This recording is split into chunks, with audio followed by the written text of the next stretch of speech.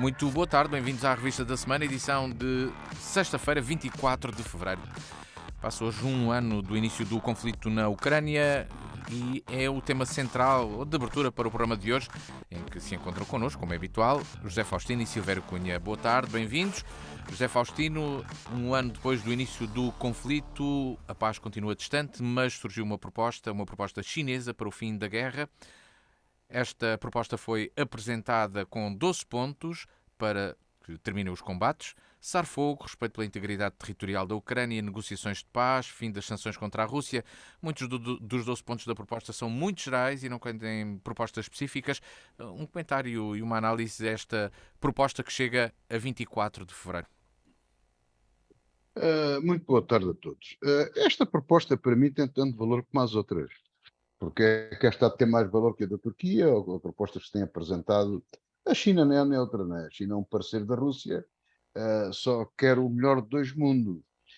Vem dizer que reconhece a integridade territorial, que reconhece a Carta das Nações, o que é bom, mas também não reconhece, não fala claramente nem condena a Rússia por ter invadido um país que não é dele. E o problema dos chineses é muito simples. Esta guerra e as sanções económicas e tudo mais está-lhe a dar cabo dos negócios e da expansão económica e não só, e política deles. Eles preparavam-se para ser a principal potência do mundo. Eu nunca acreditei que isso fosse possível, pelo menos nos próximos anos. E agora a vida está-lhes a correr pior, não é? Porque eles não podem também declaradamente ser um aliado da Rússia e ter ali uma posição ambígua. Isto não quer dizer, de forma nenhuma, que a China fique fora de uma mesa de negociações. Aliás, eu, ao contrário do que muita gente defende, penso que as instituições internacionais foram criadas para casos de paz e de guerra. E as Nações Unidas são, de facto, ou com alguma ligação às Nações Unidas, são de facto a sede indicada para se chegar à paz, para se negociar, porque parece muito difícil haver, nesta altura do campeonato, e já explicarei porquê, negociações. Nenhuma das partes quer essas negociações. Uh, uh, e difícil será que essas negociações decorram entre as partes beligerantes, entre a Rússia e a Ucrânia. Decorrerá entre eles, naturalmente, sempre, mas com as principais potências aliadas à mesa. Portanto, será sempre uma mesa composta por mais países, onde estará a China, naturalmente, onde eventualmente estará a Turquia, os Estados Unidos, da Europa ou alguns países europeus. Enfim, haverá com certeza gente para tratar disso. Até porque me parece, falando com alguma realidade, e não é muito difícil de perceber, especialmente na Península da Crimeia, que se é russófono ou não é discutível. É natural que, com a invasão da Rússia, aqueles que não são russófonos se tivessem lá ido embora. E os russos tenham aproveitado para ir para lá alguns. Portanto, eu não sei, houve estatísticas e já ouvi muitos números. Antes da invasão, em 2014, os lusófonos eram menos do que os outros. Portanto, e no Donbass acontece ainda isso hoje. Portanto, é tudo, de facto, uma falsa questão que é apontada pela Rússia. Ainda assim, houve a invasão, construiu a ponte, as pessoas estão lá. Eu penso que, se calhar, especulando um pouco sobre isso, é possível que uma coisa dessas, por exemplo, como a Península da Crimeia, que se torne necessário nem ficar na mão direta dos ucranianos nem dos russos e ser governada e garantida a paz por forças de segurança da ONU, os capacetes azuis. Portanto, estas propostas que vão aparecendo ao longo deste ano de guerra, têm aparecido as mais diversas propostas e valem o que valem. Portanto, eu não atribuo, com toda a franqueza, grande valor a esta proposta da China. Além do mais, um tratado de paz, neste momento, com as condições da China, eventualmente interessariam mais à Rússia do que propriamente à Ucrânia. Eh, não sei avaliar, mas nesta altura, por exemplo, um cessar-fogo era complicado para qualquer uma das partes em conflito, porque eu não acredito, como já aqui disse, que não vai haver ofensiva nenhuma russa, porque eles não têm material para fazer isso, e não haverá nenhuma grande ofensiva ucraniana, porque também não tem material para isso. A Ucrânia defende, a Rússia ataca, e neste momento, com uma frente de 1000 e tal quilómetros, uma guerra quase de trincheiras, com a agravante, parte dela se desenrolar em espaço urbano, o que é uma coisa muito complicada em termos de luta e de guerra, não lhes convém uma paragem, porque uma paragem, um cessar-fogo, permitirá às partes o fornecimento de equipamentos e tudo isso, à Ucrânia, naturalmente, e à Rússia também. Portanto, num jogo de equilíbrios, isso talvez não interessasse. A verdade é que também se pode fazer negociações, pode haver conversações sem haver cessar-fogo. Isso é possível, já houve, aliás, no princípio da guerra, lembremos que se juntaram russos e ucranianos para negociar, ainda hoje eles trocam de vez em quando prisioneiros, portanto há negociações parciais sobre determinadas coisas. Agora, essas negociações, eu penso que neste ano de 2023, talvez a guerra, como ela está a decorrer na Ucrânia, ela acabe. Não sei se não se iremos para uma pior, se iremos para uma guerra fria, mas como a conhecemos, penso que ela não tem tendência a prolongar-se muito mais do que um ano. Talvez Eh, para o ano ainda cá estejamos nisto. Portanto, irá haver ocasião de fazer negociações, propostas de paz e tudo isso. Aquilo que me é dado a observar, e há várias listas para se fazer, portanto, a Ucrânia também tem um documento em que diz, bom, nós aceitamos nestas condições. A Rússia também diz, nós aceitamos nestas condições. E a mim parece-me que são condições inaceitáveis para a parte contrária. É difícil logo à uhum. partida haver questões prévias. O que é possível haver, penso eu, é 2 ou 3 pontos muito sumários, quase um regulamento das negociações. Talvez seja possível sentar o pessoal à mesa, não para já, talvez no princípio do verão, talvez daqui por 2, 3 meses, sim. Agora, de momento, não acredito nisso. Uhum. Essa iniciativa, eu acho, com toda a franqueza, que ela devia ser, ainda que apadrinhada por vários países, os países mais importantes, onde estaria com certeza a China, que ela devia partir, ao contrário do que muita gente diz, da ONU. Portanto, penso que ela devia partir. Silvério Cunha, boa tarde, bem-vindo. Esta proposta chinesa para o fim da guerra, que comentário merece neste dia em que passa um ano do início do conflito? Ora, boa tarde.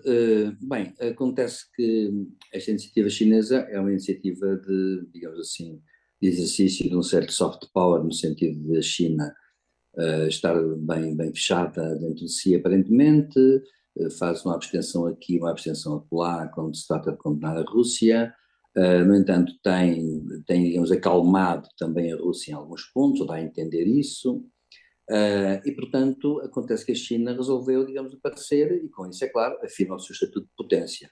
Naturalmente que não é ainda a primeira potência, ou ainda ou não será, mas é a segunda, digamos, e, portanto, em termos globais, bem entendido, somando todas as variáveis, e, portanto, a China aparece com, digamos assim, essa obrigação, no fundo, assim, tem essa obrigação de sair, digamos assim, abrir a porta e vir cá para fora com a proposta. Bom, agora, qual é o problema que se coloca aqui?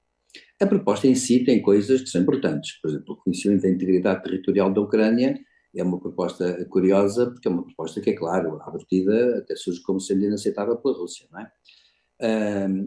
Claro que a neutralidade da Ucrânia é um outro lado da moeda. A questão das garantias de segurança à Rússia, que é um tema clássico das relações internacionais. As potências sempre gostaram de ter garantias de segurança que até antigamente, no tempo em que não havia mísseis nem aviação sofisticada e satélites, acontece que nessa altura, sobretudo no século XIX até, e séculos anteriores, mas século XIX é um caso desses, era frequente até quando duas potências tinham receio, digamos assim, de uma outra potência, ou pela sua história, ou por qualquer coisa que pudesse acontecer, era muito frequente as potências quererem garantir segurança e elas passarem até por a criação de novos países. Eu dou um exemplo que é clássico, que é a Bélgica. A Bélgica não deveria existir. A Bélgica deveria ter uma parte sul, que é Flandres, anexada à Holanda, e a parte norte, norte, digamos assim, a parte sul da Bélgica, a parte norte era antes anexada à Holanda, e a parte sul da Bélgica, a Valónia, devia ser francesa. Acontece que, precisamente no fim da sequência das guerras napoleónicas e do Congresso de Viena, a Bélgica foi criada em 1830 como Estado tampão entre a França e a Inglaterra, por exigência da Inglaterra. E juntaram, portanto, um principado, que era o Principado de Liege, com a Flandres, invocando um fator religioso, porque os flamengos são holandeses, na verdade, de origem, mas católicos, ao contrário dos holandeses do norte, que são protestantes. E, portanto, resíduos do século XVI da Guerra das Religiões. Isto era muito frequente criar nos Estados tampão. Acontece que, no fundo, o que a Rússia é curioso, porque a Rússia tem vindo a ter um discurso, já falaremos dele, mas no fundo a questão da guerra é esta. A China agora pega em propostas que são muito clássicas, que é a neutralidade da Ucrânia hoje tem interesse em termos territoriais, quando nós temos guerras que podem ser feitas por satélite e com mísseis que sempre podem passar de longo alcance, podem passar por cima de territórios. Claro que é uma questão muito relativa, perdeu aquela importância que tinha antigamente. Claro que é uma forma, no entanto, de dar, digamos, um sossego relativo, digamos assim. A Rússia passaria a ter a Bielorrússia e a Ucrânia como países que, de algum modo, não incomodariam as suas fronteiras diretamente. Bem, agora, qual é os pontos fortes e fracos aqui? Costuma dizer-se que quando se está neste tipo de guerra, o ponto, digamos, que torna a paz impossível é que cada uma das partes não chegou àquele ponto de exaustão em que ela aceite de bom grado negociar. Porque negociar, à partida, significa sempre uma coisa, que é, não é possível negociar sem haver cedências. Portanto, tem que haver consciência delas.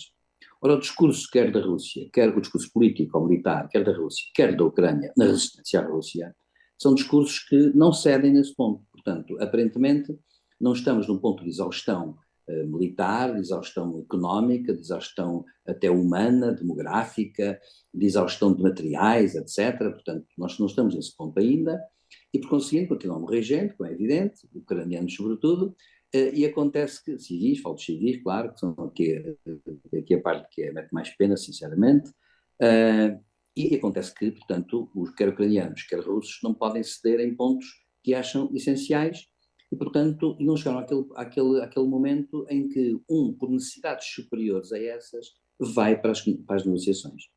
Até certo ponto, portanto, o risco é nós cairmos numa cena pior, que é a guerra semelhante à guerra de 14-18, em que se torna uma guerra de posições, uma guerra, digamos, híbrida e permanente, uma guerra que apodrece a própria guerra, onde as ofensivas são mínimas, onde há sempre mortos, no entanto, e somando tudo, acontece que os mortos vão se acumulando. E num dado momento, costuma dizer-se que nessas alturas temos exércitos que até podem vencer sem ter já exército, e temos países que podem até estar a resistir bem, mas ao mesmo tempo sem capacidade já de ter um país para defender. Ou seja, a guerra que a Rússia faz é uma guerra que, à partida, permite destruir e escaqueirar um bocado a Ucrânia, e à medida que vai escaqueirando a Ucrânia e vai infundindo terror sobre os ucranianos, a população civil, nomeadamente, acontece que esse tipo de guerra acaba por provocar ilusões muito grandes na própria Ucrânia, e essa, é, ao meu ver,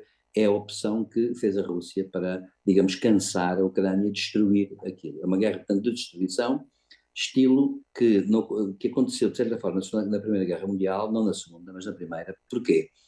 Porque é uma guerra de trincheiras onde cada movimentação de tropas tinha, na altura, milhares de mortos. Claro que as armas eram outras, eram já modernas e as táticas eram antigas, e, portanto, os milhares de homens que morreram foram imensos. Não é o caso aqui da Ucrânia e Rússia, porque a dimensão é outra.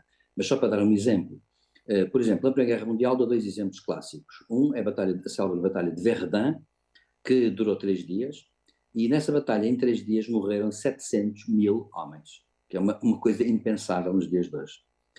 Por exemplo, houve uma manobra feita por um dos lados num belo dia, manobra essa que envolveu a morte de 60 mil soldados.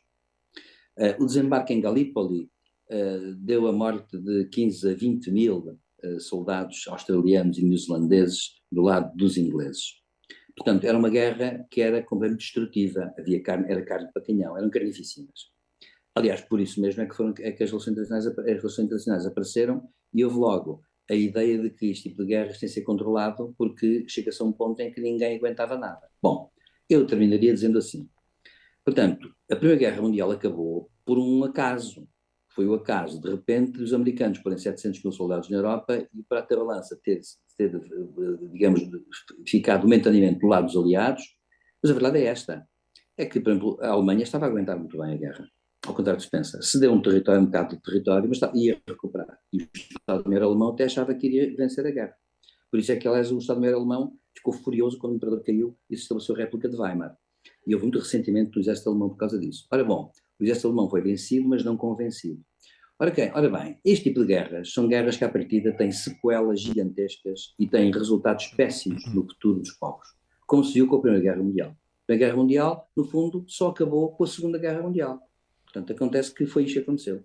O Tratado de Versalhes não foi um tratado de paz, foi um tratado de imposição de paz aos alemães em condições terríveis e com a destruição do Império Austro-Húngaro, que era gigante na altura. Portanto, em suma, o que é que eu vejo? Vejo aqui o seguinte: os chineses vieram mostrar que estão cheios de boa vontade, embora não sejam neutros completamente, e não são. Os chineses vieram fazer propostas que, à partida, têm uma implicação. Agora, há uma implicação grande na proposta dos chineses. É que ninguém os vai poder acusar, neste momento, os Estados Unidos, a NATO, já desvalorizaram as propostas da China. A meu ver, fazem mal, por uma razão. E já falaremos sobre. Eu ia puxar um pouquinho. Mas eu queria só dizer isto: é que, para acabar, as propostas dos chineses antecipam um cenário possível. E o cenário qual é? É o cenário da guerra podre. E nessa altura, quando a guerra podre se instalar e houver muitos, mas mesmo muitos mortos e muita destruição, nessa altura vai haver uma coisa na população em geral. É que vão culpar, como aconteceu de resto na Primeira Guerra Mundial, vão culpar grande parte dos intervenientes e dos líderes intervenientes. E os chineses, portanto, estão a dizer assim: não, olha, eu avisei-vos, na altura mais valia a pena fazer um tratado de paz nestas circunstâncias do que depois terem um problema grave. Uma circunstância diferente. Este é o problema que se põe. José Faustino, a União Europeia e a NATO, como aqui já até foi referido por Silvério Cunha, desvalorizam esta proposta chinesa com expressões como não tem credibilidade, a China tomou partido, tem uma parceria limitada com Moscovo. Está a Europa e a NATO a pressionar Pequim para assumir uma posição definitiva e perder alguma ambiguidade que tem tentado demonstrar ter? Como é que achas que está esta relação entre a União Europeia e a China? Vamos lá ver, a China, eu não concordo com o professor Silvério Cunha, não, estou completamente de acordo com eles, não tem nada que valorizar a proposta da China. Portanto, a China tem que ser posta no seu devido lugar. Portanto, a China tem sido um país, lá está, a sabedoria chinesa. Eles têm planeado, não sei com quantos anos, muitos certamente, que eles não trabalham nem a curto nem a médio prazo, tomar conta do mundo. Esse é o plano deles. A Rota da Seda, tudo isso, repor isso, tudo isso, tomar conta do mundo. É pouco e pouco. Portanto, eles são muito subtis nas propostas que fazem. Ora, a subtileza da China devem os americanos e devem os aliados e a NATO saber estudar essas subtilezas e tem, aliás, especialista no caso chinês e nas relações com a China. Ora, o que acontece é, como já se diz, toda a gente é unânime em dizer isto, claro que cada um pode dizer, pensa de sua maneira, mas o que diz é igual. Nada vai ficar como de antes. E o que não vai ficar como de antes, o professor Silvério Cunha falou e bem na questão dos estados tampões e tudo isso, não vai haver estados tampões nenhum. Zero. A Ucrânia, mesmo não sendo membro da NATO, é como se fosse. Portanto, aliás, hoje já chegam informações de que se está a pensar, vamos dizer, o plano Marshall para a Ucrânia depois da guerra, mas não se ficará por aí. Irá muito mais longe. irá muito mais longe por questões estratégicas e questões de defesa, onde se põe equipamento, a hipótese de fornecer à Ucrânia, os modos logo se verão, a última geração de armamento. Portanto, a fronteira da Rússia com a NATO vai ser mesmo a fronteira da Ucrânia, não vai ser outra, vai ser essa. E isso é uma questão de honra, isso não pode haver qualquer outro tipo de dúvida. Como se mantém de pé a defesa e a entrada dos Estados Unidos se a China invadir Taiwan. Portanto, isso está prometido, portanto, isso está tudo mais ou menos definido. E, como já foi dito, e não me antecipando ao discurso de Biden, mas como já foi dito pelos aliados, dito e redito, o apoio ocidental inevitavelmente tem que ir até ao fim. E muita gente pergunta, qual é o fim? O fim é a não derrota da Ucrânia. Se a Rússia é derrotada ou não importa. Porque criou-se aqui um mito. Putin não pode ser humilhado, não pode ser derrotado. Mas não pode porquê? Não perderam no Afeganistão, a Rússia não perdeu no Afeganistão, os Estados Unidos não perderam. Não perderam no Vietnã, os americanos. Mas qual é a humilhação? Qual é o problema? Não há humilhação nenhuma, pode muito bem perder a guerra. E perder a guerra é o quê? É não ficar com um palmo de terra na Ucrânia. E mesmo que temporariamente fique sob a administração da ONU, por exemplo, já é perder. Temos pena, mas qual é o problema? Mas perder o quê? E mais, e tem que se pensar seriamente, se não for a curto, a médio prazo, em a Ucrânia devolver os terrenos que roubou aos outros, nomeadamente a Chechênia e por aí adiante. Portanto, as coisas têm que ser repostas ao princípio dos anos 90, quando acabou a União Soviética. Porque o que se pretende não é o grande czar, é a grande União Soviética. Isso é o que pretende Putin. E tudo o que vá a favor disso deve ser cortado, naturalmente. E, portanto, a NATO e os Estados Unidos e todos os aliados têm tido uma paciência tremenda, que eu confesso, eu não teria, mas eu não tenho responsabilidade nenhuma, posso dizer aquilo que quero. Mas é de considerar, e penso que isso vai ficar na história, têm tido uma paciência tremenda com o Sr. Putin. Uma paciência tremenda. O apoio à Ucrânia, e isso tem custado vidas ucranianas, é certo, e vidas russas. Isso é um sacrifício grande para a humanidade, vidas humanas. Porque tem sido aos poucos e poucos que lhe é entregue o material. Para quê? Para que se faça uma guerra defensiva, para agora faça uma guerra defensiva e não uma guerra ofensiva. E o Sr. Putin constantemente a fazer ameaças. Mas a ameaçar o quê? Mas que ameaças do quê? Tem tido uma paciência extraordinária. O que se tem visto da parte da Europa e da parte dos Estados Unidos é uma grande determinação no apoio generalizado à Ucrânia. Isso é o que se tem verificado. Mas uma paciência tremenda para aturar o Sr. Putin e aturar aquela coisa toda. Não há dia nenhum que passe que o Sr. Putin e os seus acordos digam as maiores barbaridades e as maiores coisas que nem o Hitler disse. Sejamos honestos. O Hitler ia atrás dos exércitos. Este homem não sai de Moscovo. É um cobarde. Há uma paciência tremenda com este homem. Tem havido, quer dizer, não pode ser de maneira nenhuma massacrado, a não ser por má fé, seja que tipo de responsabilidade for da guerra continuar ou de qualquer coisa contra a paz, da parte do Ocidente. Tem sido tudo feito, tudo tem feito as vontadinhas todas. Tudo de uma paciência incrível. Agora, claro que tem que tomar uma posição e, infelizmente, têm que demonstrar perante o mundo que estão unidos e que estão a apoiar a Ucrânia, porque a Ucrânia não pode perder a guerra. E isso é ir até ao fim. Haja o que houver, a Ucrânia não pode perder a guerra. Porque se a Ucrânia perder a guerra, o Sr. Putin reconstrói a União Soviética e não se ficará por aí.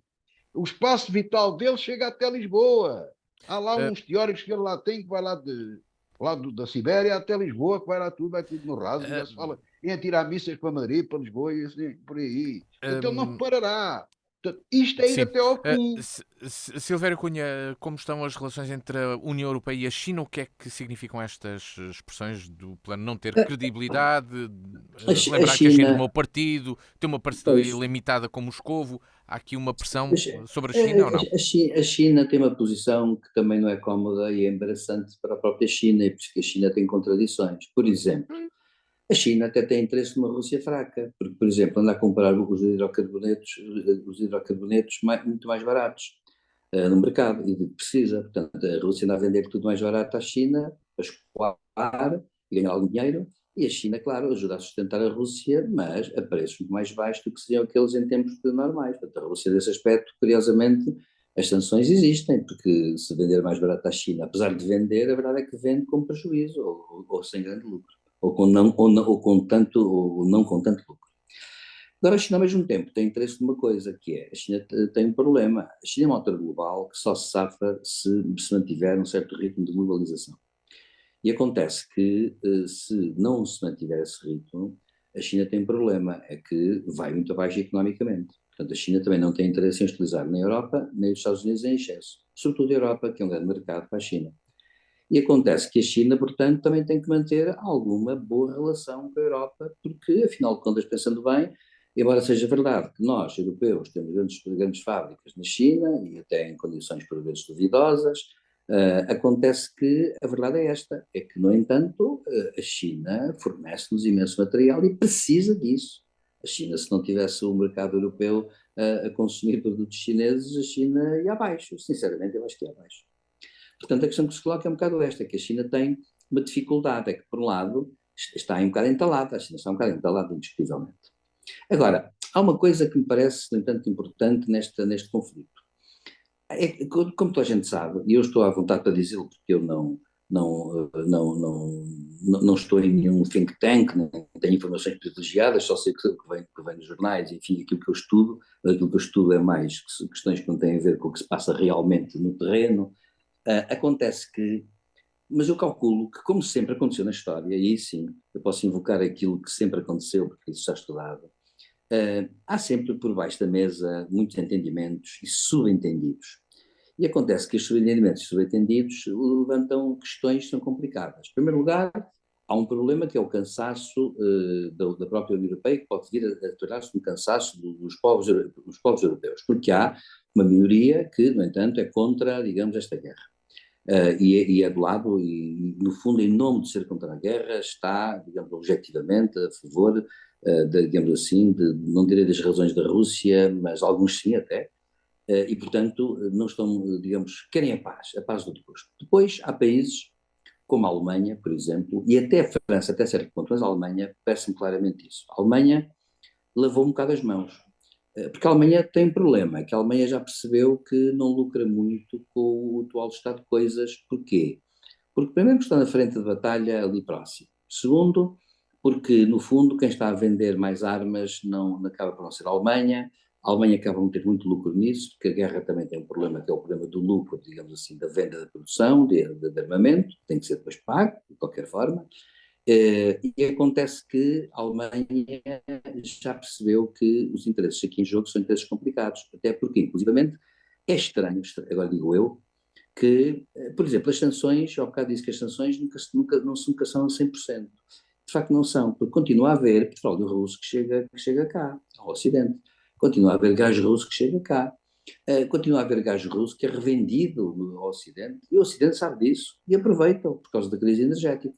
Portanto, acontece que ao mesmo tempo há aqui uma espécie de compromissos, digamos, é como, a melhor forma de pôr a questão é dizer assim, é como aqueles insetos, aquelas borboletas, que são atraídas pelas luzes das lâmpadas clássicas e que são inevitavelmente atraídas e quando chegam lá queimam-se, depois afastam-se, mas depois são atraídas e queimam-se outra vez, depois afastam-se e queimam-se. É o que se passa um bocado, curiosamente, entre a Europa e a China é um bocado isto. Há proximidades, há depois, não, digamos assim, afastamentos, mas há, digamos assim, cumplicidades, no sentido, quando eu falo cumplicidades, não é sentido negativo, é sentido objetivo, ou seja, há convergências económicas que se põem e que em ambos os lados lucram.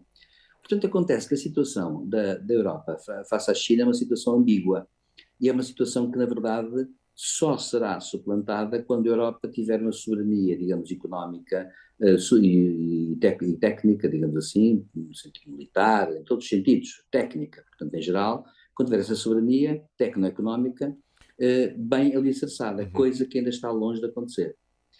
Depois há um fator importante. Por exemplo, uma coisa que eu acho que é extraordinária, inacreditável, é o secretário-geral da NATO, que sabe, portanto, o assunto, diz Estamos aqui com alguma dificuldade em ouvir o Silvério Cunha, mas vamos ver se é possível ter aqui uma ligação que se consiga perceber melhor. Silvério Cunha, geral. Estão a ouvir agora? Sim, fazia referência para concluir, sim, uma referência a Stoltenberg, sim, para concluir então, sim. É uma coisa que é um bocado extraordinária, é o secretário-geral da NATO, por exemplo, reconhecer que a Europa, por exemplo, a Europa, está com déficit de armamento porque a produção de armamento está muito limitada. Os estoques estão em baixo. E é claro que armas sofisticadas... Professor, mas isso está a ser reposto. Está a ser reposto, já não está assim. Mas nunca é reposto. E olha que a Alemanha está em pleno. Está em pleno, mas acontece que, como eu disse há bocado... E sabe que a reindustrialização de material bélico vai levar à reindustrialização da Europa, que nunca Claro, mas o que eu estou a dizer é que... Mas eu talvez isso está a começar a ser feito. Mas o que estava a dizer há bocado era isto, é que a Europa tem que ter uma soberania tecno-económica, que só isso é que a vai tornar independente da China a sério. E acontece que, mas é um bocado extraordinário que o próprio secretário-geral da NATO tenha reconhecido que havia problemas com o armamento. E isto mostra só que a Europa andou a desarmar-se nos últimos 30 anos, convencida de que não ia acontecer nada e que estava tudo bem. Isto é um bocado irónico, mas é assim. Agora, portanto, em suma, eu penso que as relações com a China são relações ambivalentes e duplices. Por um lado, temos interesse em digamos, aguentá-los, porque eles são, apesar de tudo, uma fábrica do mundo, em patrocínio, continuam a ser, ao mesmo tempo que temos razões para pensar que eles a prazo vão ser uns adversários, porque a Europa, queremos ou não, vai ter que estar ligada sempre aos Estados Unidos e à América do Norte, e acontece que, por razões até culturais, e acontece que vai acontecer uma coisa inevitável, é que quando a China emergir ou quiser emergir a sério, a Europa não pode dizer que está do lado dos chineses e vai ter condições para isso objetivas, não tem condições objetivas para isso. E, portanto, acontece que vai ser necessário ter essa capacidade de emancipação. Portanto, a Europa está naquela fase em que, por um lado, tem que se emancipar da China, por outro lado, tem que a tratar com cuidado. E neste, entretanto, a guerra da Ucrânia deu um empurrão às coisas e acelerou as coisas. Porque, no fundo, tudo isto devia acontecer lá por 2050, está a acontecer e vai pôr-se até 2030.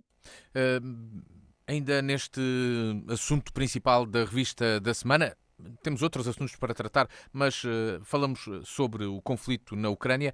Neste caso, José Faustino, e com comentários agora mais breves para concluirmos o assunto. Primeiro falamos do discurso de Putin no dia 21 de fevereiro. Era muito esperado, muito anunciado. Há 2 anos que o presidente russo não falava, não tinha um discurso sobre o Estado da Nação. Falou várias vezes em discursos ao país, nomeadamente até no dia da invasão, há 1 ano atrás. Mas há 2 anos que não existia este discurso sobre o estado do país. Foi um discurso que trouxe o quê de novo? Se me permites, não trouxe nada, mas se me permites, ainda queria. Sobre a paciência que o Ocidente tem tido com a Rússia e também tem tido com a China. Quer dizer, andamos a tratar destas coisas complicadas e os chineses andam a brincar aos balões. Veja-se o que se passa aí com os balões. O Ocidente tem tido uma paciência extraordinária. Os Estados Unidos demoraram 3 dias para não haver problemas. Claro que sabiam que aquilo não tinha perigo nenhum. Mas para abater o balão, claro, o segundo já foi para o chão e acabou-se o balão. Ou seja, andamos a brincar aos balões. A China diz que não, senhor, que era um balão meteorológico, mais para aqui, mais para ali, que foi o vento e tal, mas nunca disse que não era dele. Os balões são chineses, de facto. E agora apareceu um balão, se calhar chinês, em cima da China. Extraordinário. Que não se percebe que país é que era. É de uma paciência incrível. O Ocidente e os Estados Unidos têm tido uma paciência incrível. Cá está mais outra, em que tem que se ter paciência. Bom, tem que se jogar de outra forma. O que é que aconteceu? Ao contrário do que toda a gente esperava, o presidente Biden apresentou-se em Kiev antes de Do discurso de Putin. Putin, sim. De Putin. O que é que aconteceu? Matou o discurso do Putin. Portanto, ele foi lá dizer: a gente está com vocês até ao fim. E outras coisas que disse a Zelensky que a gente não ouviu, não é? Mas ele foi lá, ao contrário do que. Depois, veja-se bem, depois a Rússia até disse: ele foi lá porque a gente deixou. Mas depois veio outra a seguir.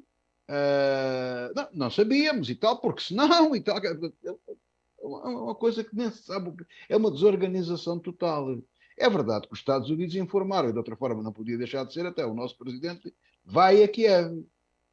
E também explicou-lhes o que é que acontecia caso houvesse qualquer retaliação. Tinha não sei quantos F-35. Quer dizer, quando eles levantavam voos, já os mísseis estavam a ser disparados para Moscou, com certeza. Quer dizer, o Putin desta para melhor com uma força do diabo. Era o princípio do fim.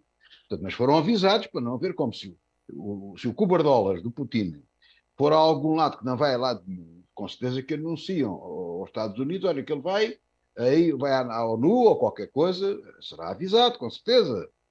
E será defendido até para que lá possa ir. Mas o discurso de Putin foi um discurso feito fundamentalmente para dentro, feito de mentiras, usando agora o George Orwell, tanto em voga a nova língua de inverdades. Portanto, ele fez um discurso só para dentro. Isto chegou só ao ponto. Ele invadiu um país, isto é facto, o facto é este. E ele agora, os invasores são os americanos, são os aliados. Uma coisa sem pés nem cabeça. A única novidade que chegou, e mesmo assim também não constitui grande novidade, é a saída do acordo das armas atómicas, das armas nucleares. O que traz de novo é que, com esta saída anunciada, nem os americanos podem fiscalizar as armas russas, nem os russos podem fiscalizar as armas americanas. Mas hoje também com os meios sofisticados que há, acaba por se perceber isso. E também não é a primeira vez que ele anuncia tal proeza. Qualquer dia é outra vez sobre repostas de negociações e as coisas serão negociadas com certeza. Ou não, também o caso não é assim tão importante como tudo isso. Mas vem sempre isto é de uma paciência incrível, porque Putin ou qualquer outro, especialmente Putin, já podia ter explicado às pessoas o que é uma guerra nuclear, como é que isso tudo se processa, e para o Sr. Putin ter tato na língua e deixar-se para isso. Ele e aquela gente incapaz que anda lá à volta dele. Porque o acionar uma guerra nuclear não é carregar apenas num botão, como se pensa. São coisas de uma importância extrema, inclusivamente para a Rússia e para os russos. Portanto, aquilo pode implicar destruí-los todos, autodestruírem-se. E por isso, é de uma paciência grande não responder à letra e deixá-lo dizer sempre aquelas barbaridades. Agora, resumindo e concluindo e para acabar, discurso de Putin para o caso em análise, zero. Não vale absolutamente nada, não trouxe novidade nenhuma, a montanha pariu um rato. Aliás, desde o princípio, desde que invadiram a Ucrânia, há sempre anunciado. Era para hoje uma ofensiva, é o discurso, o que é que ele vai dizer, não sei o quê, e o Ocidente cai nisto, que já não é paciência, aqui é parvoíce. Vai caindo nestas parrelas todas, como se os serviços secretos ocidentais não soubessem o que é que se passa do outro lado.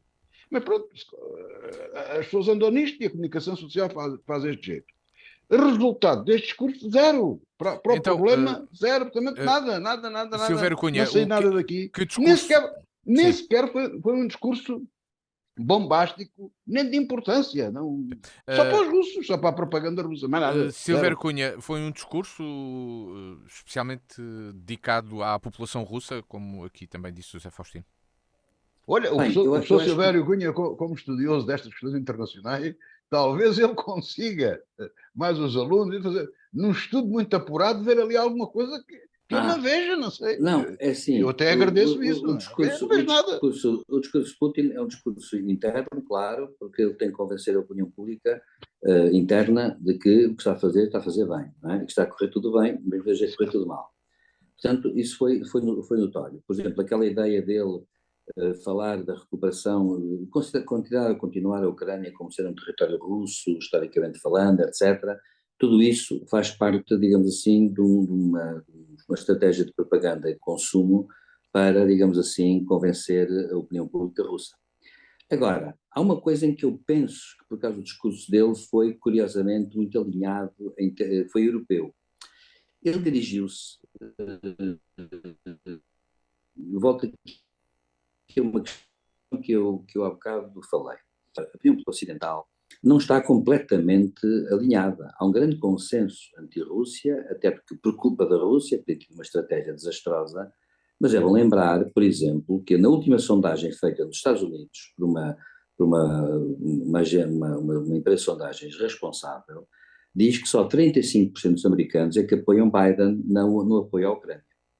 E neste momento há uma grande parte do Partido Republicano que anda a atacar Biden nas redes sociais. Eu já li, aliás, membros republicanos da Câmara dos Representantes atacar Biden de uma forma perfeitamente vil, acusando de estar a ajudar a Ucrânia e disso estar a tirar dinheiro e pão à boca dos americanos. Portanto, isto quer dizer que há uma parte da opinião pública, incluindo os Estados Unidos, que não apoia nada. E, como digo, esta sondagem, que é recente, da semana passada, diz que só 35% é que apoiam. Bom, o que é uma coisa complicada para Biden. Professor, permita-me interrompê-lo. O senhor lembra-se tudo o que aqui se diz, nós não, mas o que se disse por aí, da senhora Meloni ganhar a Itália. Sim, pois sim, olha, sim, foi sim, a Kiev e ofereceu 3 sistemas de defesa antiaéreo do mais avançado da Europa. Ouça, isso não está em causa. Agora a questão é esta, que na guerra ideológica, que também tem efeitos, acontece que Putin também se dirigiu muito à opinião pública ocidental quando falou da descendência do Ocidente.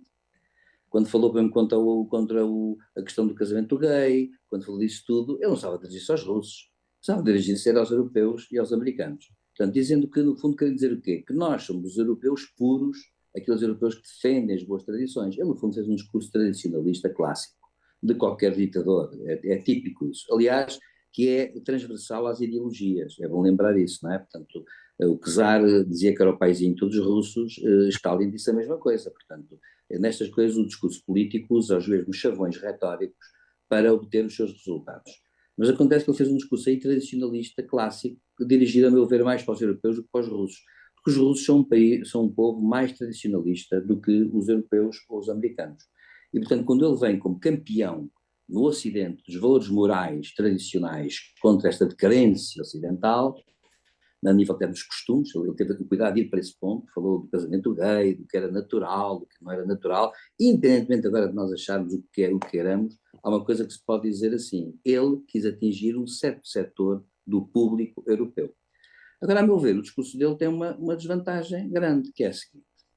É bom lembrar uma coisa. A última estatística sobre a Ucrânia dizia que 38% dos ucranianos eram russófonos, não eram russófilos, atenção, eram russófonos e 62% é que não eram.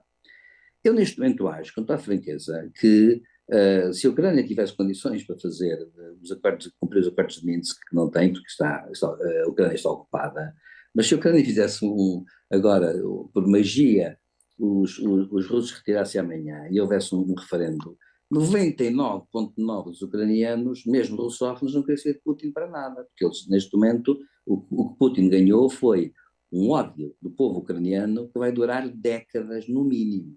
Eu acho que vai durar todo o século XXI. Portanto, Putin aí, digamos, só fez tudo ao contrário. Portanto, o discurso dele é um discurso que até certo ponto é ineficaz. E é um discurso que é ineficaz porque mesmo que se volte para a opinião pública russa, a opinião pública russa há de perceber uma coisa, é que aquilo está no impasse. E para quem queria e achava que era um passeio, acontece que realmente nada daquilo está a acontecer. Portanto, a opinião pública está a compara necessariamente o discurso dele com a realidade. E a realidade é esta, com censura ou sem censura, toda a gente já percebeu que a Rússia não chegou a ocupar efetivamente nada, não tem territórios efetivamente reconhecidos como sendo seus, não chegou aqui a Kiev, falhou em Kharkiv, quer dizer, há uma data de coisas que são a realidade. E a opinião pública russa vai deixando de acreditar. E, nomeadamente, instala-se uma indiferença. Mesmo que o povo russo esteja, digamos assim, sem força, digamos, moral, anímica, para atacar Putin, a verdade é esta, é que está indiferente, já é inócuo, não liga àquilo. E só quer que a guerra acabe. Aliás, Putin está a criar com isto condições para que o povo russo queira acabar com a guerra de qualquer maneira um destes dias. Basta que haja muitas baixas russas, como parece que há, e basta que elas comecem a ser notórias nas cidades, nas aldeias, quando as pessoas começam a ter que sepultar os seus soldados, não é? E foi, aliás, assim que os americanos no Vietnã tiveram grandes problemas internos, foi quando os mortos chegaram às pequenas cidades do Midwest americano. Nas pequenas cidades em que começou a ser sepultado o meu vizinho, o meu sobrinho, o meu filho, o meu primo e o meu amigo, e nessa altura é que as pessoas se aperceberam que alguma coisa estava a correr mal, digamos assim, naquela guerra. Ora, Putin, ainda vai acontecer isso. É bom lembrar que a guerra do Vietnã durou uns anos largos e só aconteceu 5, 6, 7 anos depois da guerra ter começado é que começou a haver esse sentimento da opinião pública. Portanto, eu acho que o discurso de Putin não é um discurso eficaz nem para a opinião pública russa. Nem para dentro, Para a nem opinião para pública dentro. europeia e ocidental, é que eu acho que ele tentou lançar uma lança em África, mas vamos ver se isso teve eficácia ou não.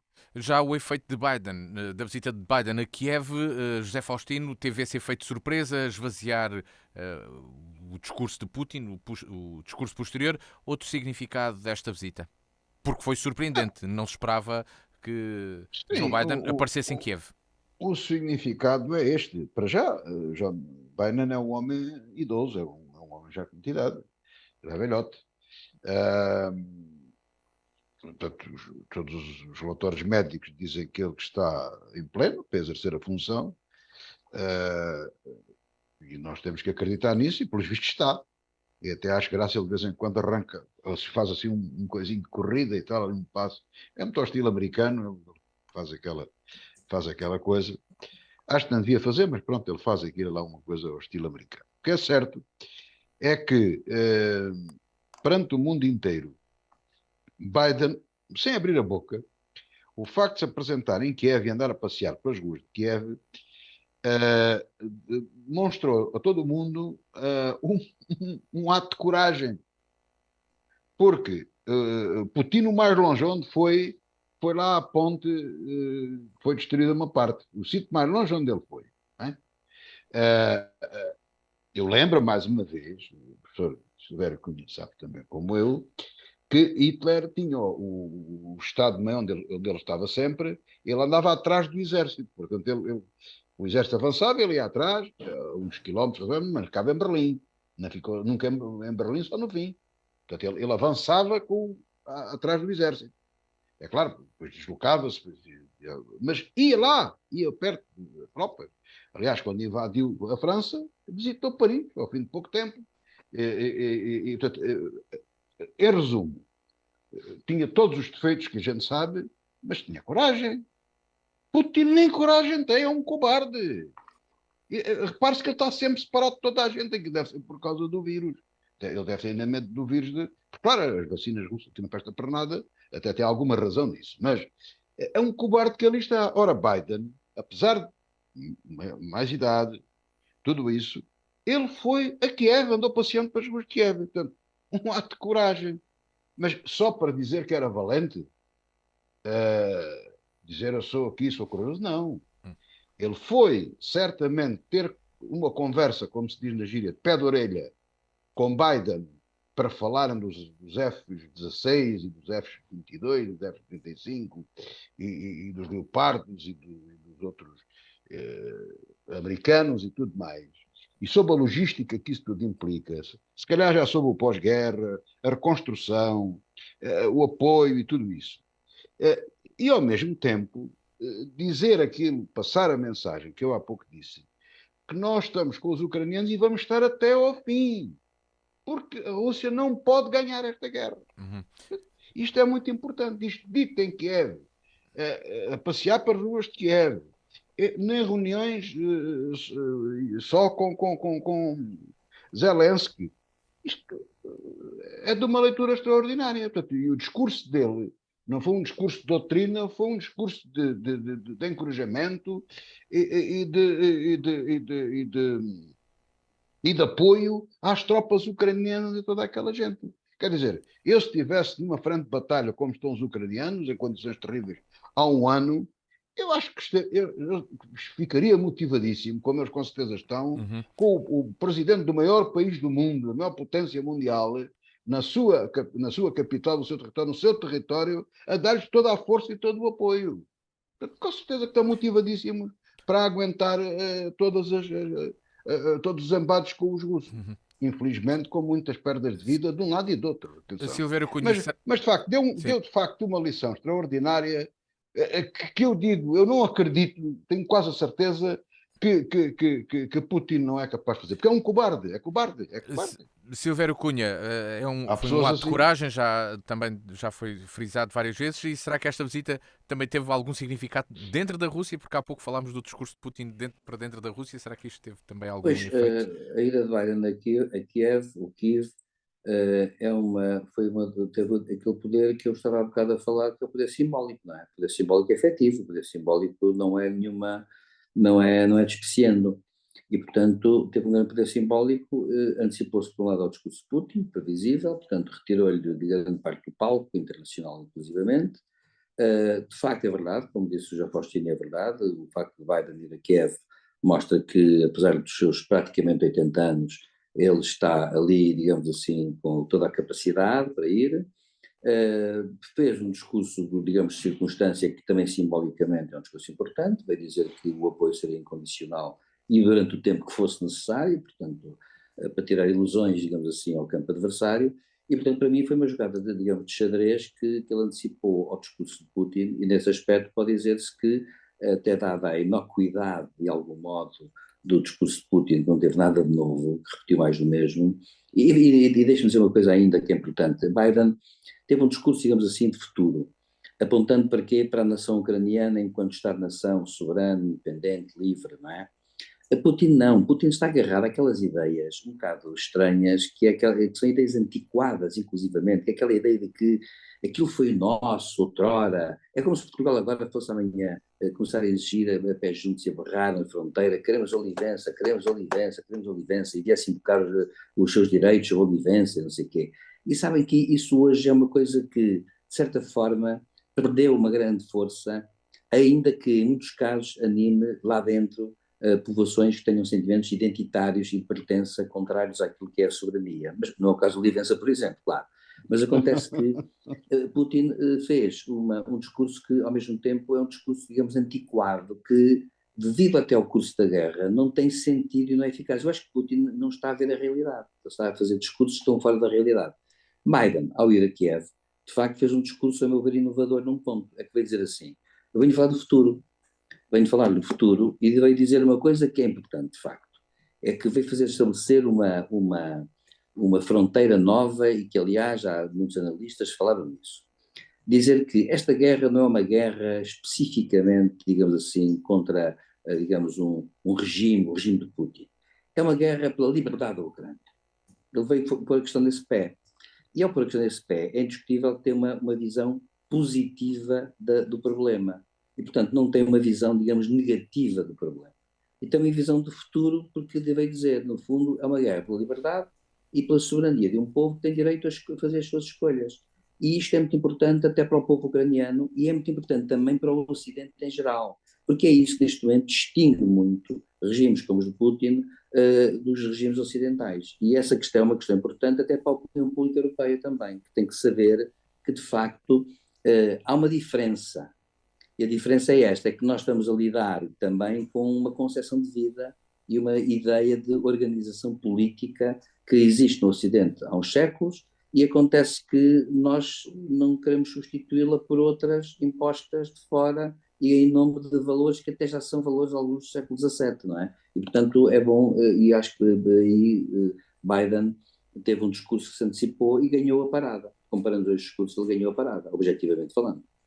Passa um ano do início do conflito na Ucrânia, da invasão da Rússia, a 24 de fevereiro de 2022, um tema que percorremos aqui quase durante toda esta revista da semana. Vamos apenas a um último tema relacionado com uma notícia de hoje, precisamente, e já que falamos de liberdade, sobre as comemorações do 25 de Abril.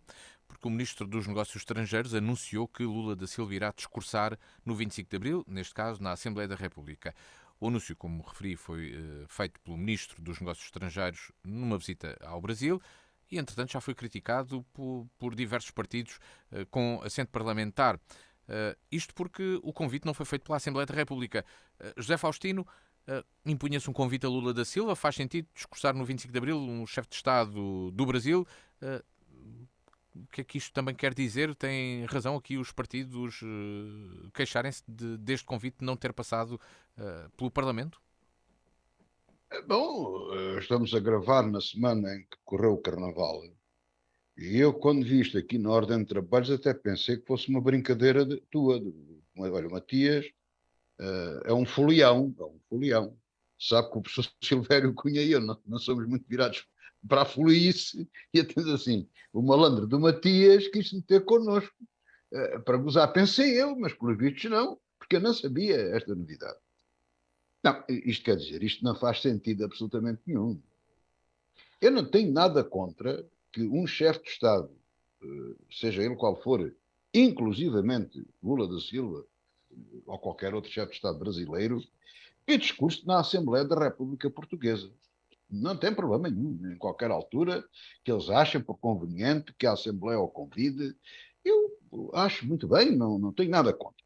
Agora, segundo o que eu estou a perceber, é para discursar no dia 25 de Abril, inserido nas comemorações do 25 de Abril. Não faz sentido absolutamente nenhum.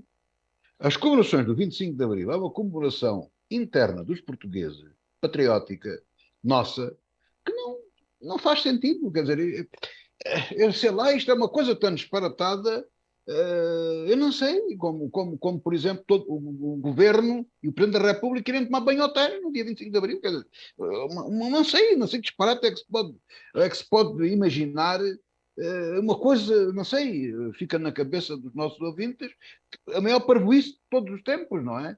Comer pedras, qualquer coisa assim, quer dizer, isto não faz sentido nenhum.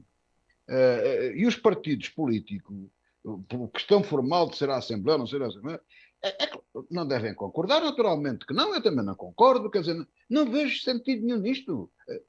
Não o Zelensky, não o Zelensky. Se o Zelensky viesse a Portugal e fosse discursar a Assembleia da República, eu acho muito bem, já lá discursou por vídeo, acho que no 25 de Abril não é?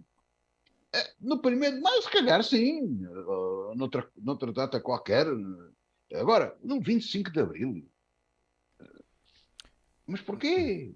No 10 de junho. Mas porquê? Quer dizer, há coisas que não. Quer dizer, o 10 de junho, ainda digo, como o Marcelo gosta de comemorar cá fora e cá dentro e lá fora, se por exemplo a metade fosse do Brasil, vá que não vá.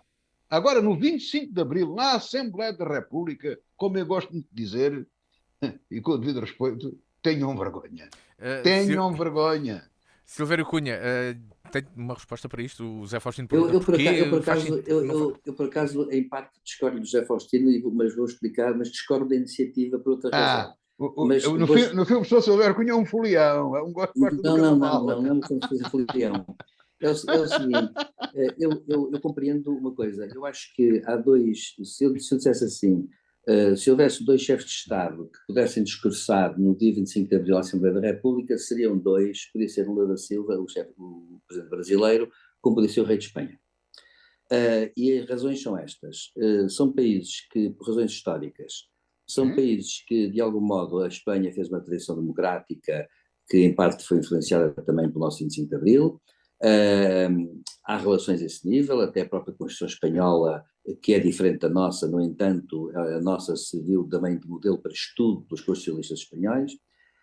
E, portanto, eu diria assim que seria uma comemoração de dois povos, como da Espanha, que seria a comemoração de dois povos que, digamos, ditaduras, em pouco tempo e quase ao mesmo tempo, passaram para, digamos, democracias representativas. O caso do Brasil é diferente, seria por outras razões históricas. O Brasil, inclusive durante a ditadura militar brasileira, acolheu sempre exilados portugueses. E acontece que os acolheu e nunca os incomodou, independente do regime. E, portanto, acontece que sempre foi uma terra que acolheu, por exemplo, o Humberto Delgado, que o governo brasileiro, por exemplo, fretou um avião para levar o Humberto Delgado e foi no carro do embaixador brasileiro, quando ele se refugiou. O Brasil tem uma tradição de acolhimento dos exilados, inclusivamente quando era uma democracia. Depois não acolheu os exilados após o 25 de Abril, A ditadura brasileira militar nunca incomodou os nossos exilados antissalzaristas, acolheu Marcelo Caetano e membros do governo, e acontece que depois da democracia continuou a ser um país que connosco manteve sempre relações amigáveis. Portanto, a mim não me gostaria, digamos, aceitar que qualquer um destes dois chefes de Estado pudesse falar na Assembleia da República a esse nível, porque, por razões, a meu ver, históricas de povos. Mas há uma coisa em que eu acho que não é legítimo, é que, na verdade, isso seria a Assembleia da República a decidir e a deliberar sobre o assunto. E teria que ser em conjunção com o Sr. Presidente da República. O Ministro dos Estrangeiros anunciar isto é uma coisa, de facto, um bocado estapafúrdia, despropositada e, a meu ver, até um bocado estranha e até indelicada para o Presidente Lula. A Assembleia da República, como é soberana, podia dizer assim: nós gostaríamos de ouvir um chefe de Estado estrangeiro. E, a meu ver, faria sentido que fosse ou o rei de Espanha ou o Presidente do Brasil. Mas poderia fazê-lo. Mas seria a Assembleia da República a decidir se sim, se não. E depois pôr-se em contacto com o Sr. Presidente da República, que também teria uma palavra a dizer, se sim, se não.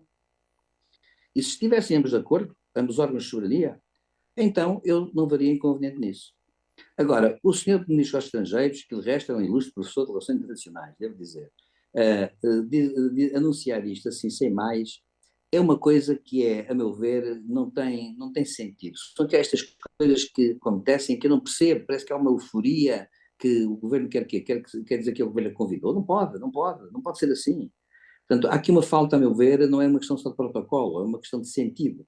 O sentido das coisas tem a ver com isso. Se a Assembleia da República é soberana e como seria ela a convidar. E ela pode convidar quem quiser. Neste caso, tinha que ter o assentimento do Sr. Presidente da República. Portanto, tinham que, digamos, entender os dois órgãos. E, claro, naturalmente, também há uma coisa para dizer que eu quero dizer desde já. Não seria a Assembleia da República por maioria. Porque um partido quer. Portanto, neste caso, o PS. Não seria assim. Tinha que ser a Assembleia da República por consenso. E, sobretudo, os dois principais partidos. Portanto, se teria sentido uma coisa dessas. Tinha que ser pensada a esse nível. Mas também é uma coisa que eu estranho.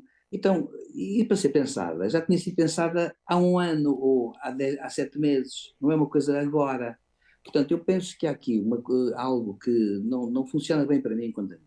Não funciona. Acho, portanto, negativo isso. Profundamente negativo. E até vou mais longe. Acho, portanto, e não ficaria mal, e até podia haver outra modalidade.